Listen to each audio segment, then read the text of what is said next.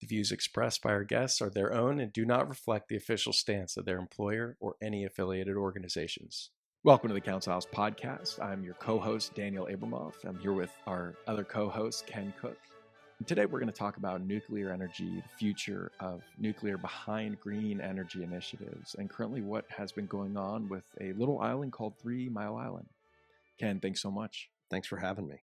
So this topic has become hot, especially in the news lately, where we are seeing a nuclear plant that went out of commission is being brought back online by different companies like Microsoft and others. And this is a topic that I know that you're very passionate about. Yeah, the whole thing is very interesting because nuclear has kind of gotten a bad rap, over the years, and there have been some events like 3 Mile Island and obviously Chernobyl for people that remember that, and Fukushima is the most recent one. And these are bad events, and they stick out in everybody's mind. And I think from what I've been reading, and what the power consumption requirements are going to be for all these data centers to run all of the large language models and the AI, power all the AI. It's just going to take a bunch of energy.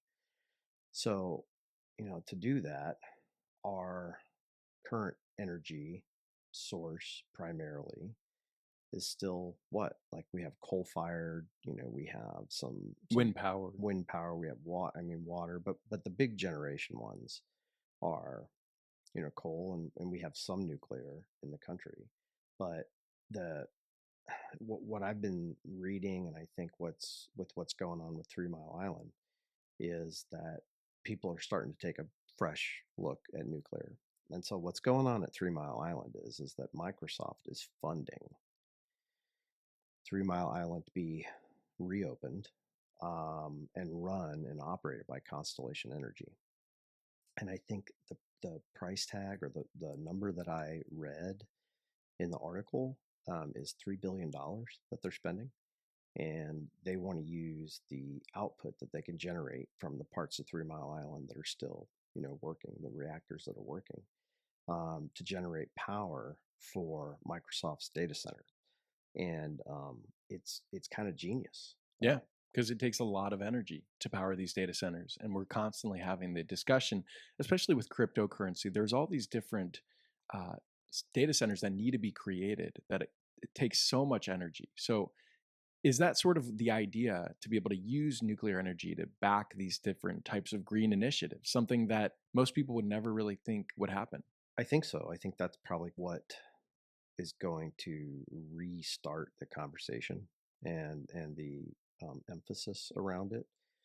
But you could also, if you think about just trying to have, more green energy and have like less coal and less, things that pollute, creating that energy, um, it's going to be better for the planet. And I think that it can also help, you know, stave off some, some other things like the global warming and all the climate change that we've seen recently.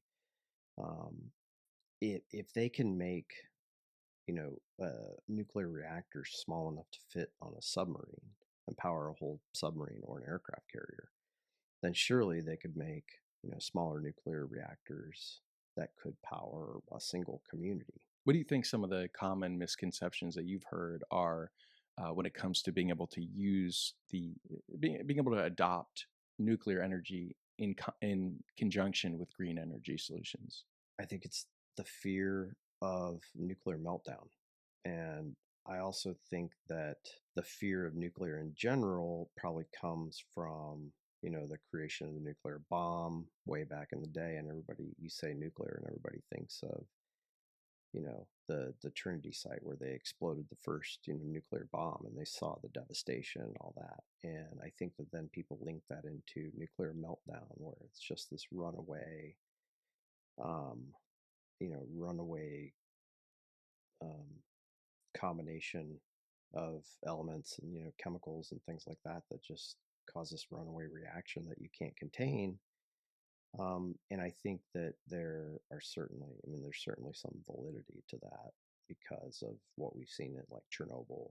3 Mile Island wasn't actually that bad, and I don't think that I don't remember if there were any fatalities. I don't believe so, and I don't believe that there was that much like injury. There were certainly fatalities at Chernobyl and at Fukushima. Chernobyl the most, but yeah, I don't. I think if you use statistics, and I mean we use statistics for medicine, for NASA, everything, it's way less harmful, even with having events occasionally, than the pollution from that we get from other generative sources of energy, real sources that can generate the type of energy we need. And there's Right. not enough wind and solar and all that kind of stuff to do that effectively, and it's cost prohibitive.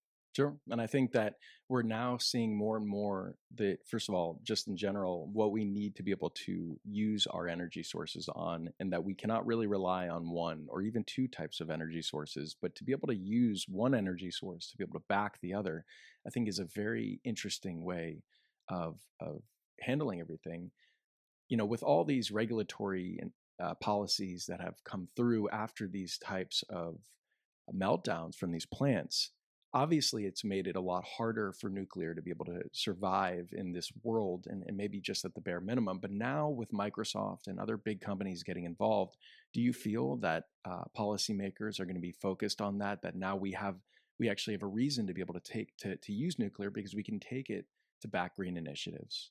A lot of it has to do with the regulators. Unfortunately, they put regulations on nuclear um, to make it so safe that it becomes too expensive, essentially. So all of the extra things they have to do to make it more safe than is realistically needed, they've priced it out of the market. So what Microsoft's doing is they're probably placing a bet to say that this is a potential green energy source, and we're going to pay to have this come back online, and then they'll probably push with lobbyists and everything like that to change some of the legislation or change some of the regulations around it. That's what is going to have to happen once you kind of fix the regulation to make it, you know, to where you're managing reasonable risk, or you're managing risk at a reasonable level. Then it won't be as expensive to produce anymore. And I think that this could be the catalyst for um, for having more companies push and lobby for this. And I think all of Silicon Valley is probably going to catch on. All the fangs for sure. Anybody who has look at Nvidia and what they have to produce power wise to just to run their data centers to do what they're doing. The more data grows in our world, the more we need to build for it. So I think this is just the beginning. It's very interesting, and I'm sure we'll be having more conversations around nuclear. Yeah, I'll leave you with one last little nugget. And this is just my perspective and from what I've been reading, but Elon Musk and SpaceX are squarely focused on getting us to Mars. To colonize Mars and to do something there, we're going to have to be able to generate power. And to do that, I think the answer is probably going to be nuclear, like a micro reactor Right. that we can initially go and set up and power whatever our station is going to be, at Mars, and or even just the vessel, the ship that gets us there.